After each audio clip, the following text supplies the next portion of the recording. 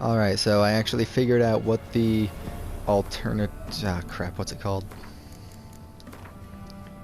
The movement response. I actually figured out what that is. And, yeah, I've seen a couple videos on it, but none of them actually explain what it is. They just show footage of it, which doesn't really mean anything if you don't have somebody saying what it is. So, what it is basically when you switch movement response to alternative, it makes it more responsive. And I mean, the way I've heard it is some people online have explained it. It makes it less physics-based, less momentum-based, and more responsive.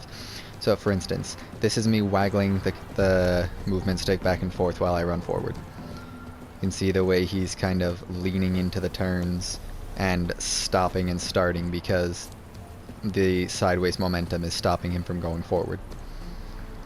You can see when I spin around in a circle, he slows down and does kind of a happy trot because he doesn't have any forward momentum to give him speed. You go turn it to alternative, movement response alternative, and now I'm moving the controller the same amount, and you can see he's moving much more to the sides because this forward momentum is not inhibiting his sideways momentum the way it was before.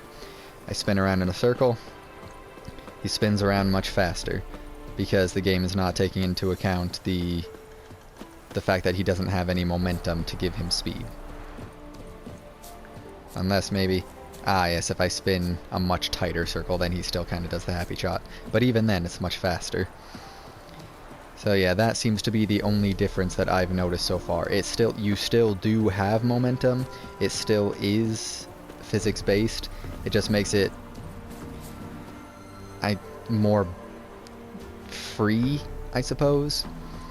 Because I know personally, I'm probably going to start using alternative just because like, as cool as it is that the original movement response is more realistic, I suppose, and that you actually really need momentum to move.